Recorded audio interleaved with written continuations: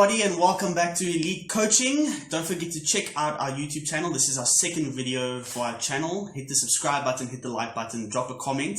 Today we'll be talking about practice sessions and the planning that goes into it. My name is Roscoe Blair Brown. And my name is Jake Antonakis. And between the two of us, we have got over 20 years of coaching experience. Yeah. So yeah, have a listen. Like Coach Roscoe said, we're going to be chatting about our planning and preparation for a coaching session specifically, not for matches. So the first thing that we would like to talk about is time management. So time management is very important, not necessarily in your session itself, but leading up to your session. Yeah. You want to make sure that you are never late for a practice session.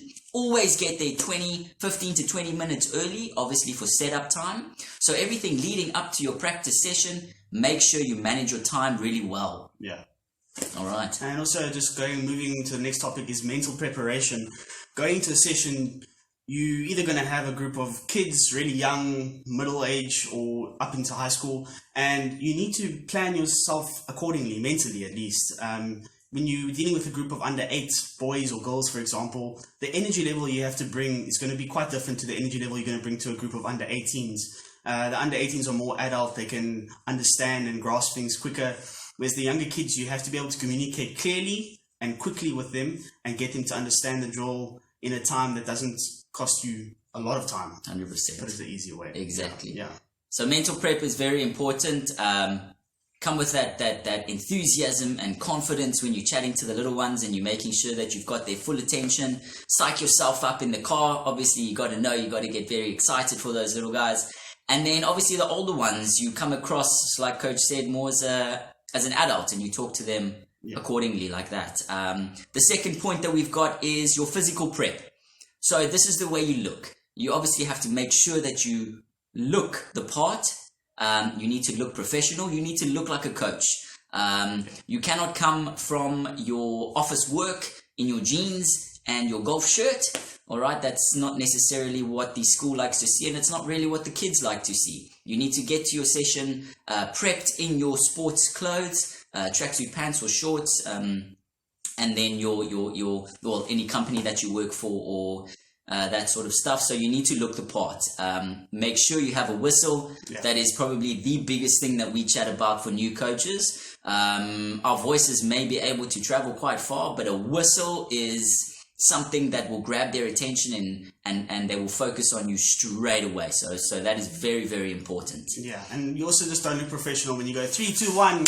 That clapping, no guys. Clapping doesn't work, or that doesn't work either. Go home. Exactly. So blow your whistle and use it. Don't be scared. You got a whistle for a reason. Use it. Yeah.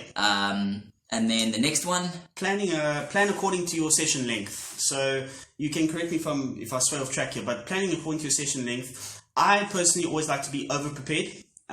If I know I can only fit 3 or 4 drills into 1 hour or 45 minutes, I'll plan 6 or 7 drills, so that if one of my drills don't work for some reason, at least I know I've got a backup plan that's focusing on the same skill that I wanted to focus on, but it's a completely different game or a completely different drill, if that makes sense. I don't know if there's anything else you want to add to that. 100%, that's right. So exactly that. You got a 45-minute or even a half an hour session, or an hour and a half session. So plan your drills according to that, and always leave a bit of space for meeting the kids or the boys or the girls in between your drills, just to quickly chat about it, or even a little bit of space for a water break or something like that.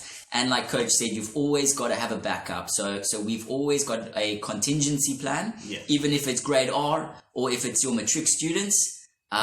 You've always got to have a backup drill. So if they're not focusing, for the little ones, they're not focusing, they're losing track, they're running around, and you can't get their attention, quickly change. You've got your contingency plan. Your next drill maybe is a little bit more fun. Yeah.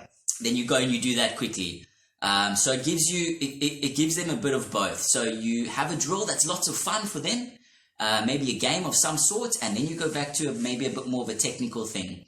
The technical side of drills with the little ones is a bit difficult because they can only focus for so long. Then you can move over to your contingency plan, which is maybe a little bit more fun when it comes to those sort of drills. Definitely. And also just to add to that, just to close on that topic, is that have your fun drill towards the end so they have something to work towards that they look forward to. Don't have your fun drill first and then they've got hard work to do afterwards. Normally, it just burns the energy out and they've just got nothing left and they don't want to do the serious drills afterwards. So let them work towards something fun. Exactly. And they will always finish the session on a high, which is nice. Yeah. And they will forget about all of the hard stuff they did first. Yeah. And they will just remember the fun game they played at the end, which is exactly that. And even for the older kids, it's the exact same thing. Oh, yeah. End off with a small little match situation. Yeah. They will remember that. They will be happy. They'll be excited that they just finished their session, and they will kind of forget about the hard yards they did in the beginning. Then the second or the last thing is setup. Very important. Like I said in the beginning, get to your session 20 minutes early. Yeah. And set up. Set up all of your drills.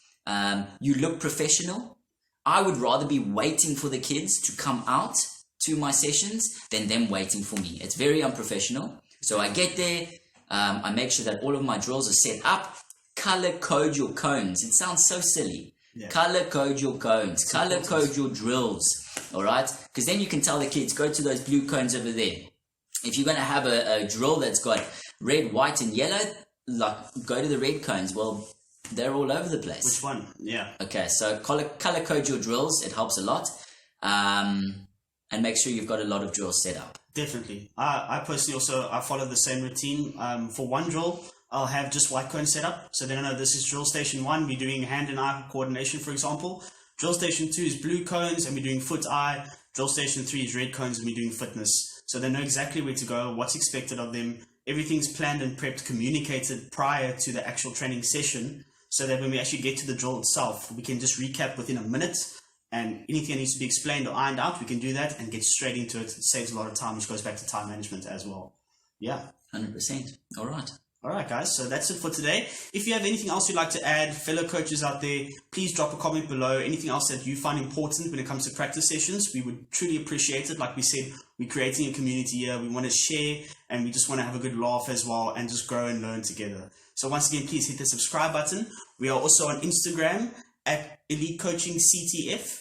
And it's the same for Facebook. We've got an amazing Facebook community, Elite Coaching CTF. Coach the future. Cheers, guys. See you guys.